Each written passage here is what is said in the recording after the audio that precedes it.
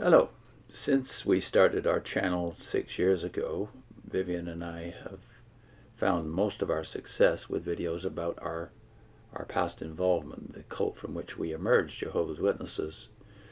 We have had some successful videos that have been watched by a lot of people, thousands, that are not about that subject. The most successful of them all is this one. Richard Hofstadter, Anti-intellectualism in American Life, published originally 60 plus years ago. And I've only done 2 videos on it, did one follow-up on it. It continues to be our bestseller, as it were, non-JW oriented video. So I wanted to go through the whole book. It was a book that I sought after myself because I came through the book business, and this was a title that I knew had great significance in the generation I grew up in, that is the 1960s. In fact, it won a Pulitzer Prize. So I want to go through the whole book, page by page, and obviously there's an audience out there for this. And maybe that's because the culture that I emerged from, a dumbed down culture, cultism, has been caught up by the general culture, the dumbed down Western world of today. This book seems to have a great deal of relevance to our dilemma. It says on the back about Hofstadter's book, this book was awarded the 1964 Pulitzer Prize in Nonfiction. It is a book which throws light on many features of the American character. Its concern is not merely to portray the scorners of intellect in American life, but to say something about what the intellectual is and can be as a force in a democratic society. Robert Peel in the Christian Science Monitor said, quote, "As Mr. Hofstadter unfolds the fascinating story, it is no crude battle of eggheads and fatheads.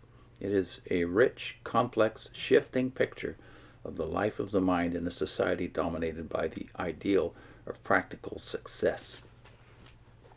So in this first video of this new series, I want to read his prefatory note. What is ordinarily done in prefaces I have tried to do in my first 2 chapters, which explain the origin and the intent of this book, as well as its central terms. But one thing should be particularly clear at the beginning. What I have done is merely to use the idea of anti-intellectualism as a device for looking at various aspects, hardly the most appealing, of American society and culture. Despite the fringes of documentation on many of its pages, this work is by no means a formal history, but largely a personal book, whose factual details are organized and dominated by my views. The theme itself has been developed in a manner that is, by choice, rather impulsive, and by necessity, only fragmentary. If one is to look at a society like ours from its nether end, so to speak, through scores of consecutive pages, one must resolve to risk wounding the national amour propre,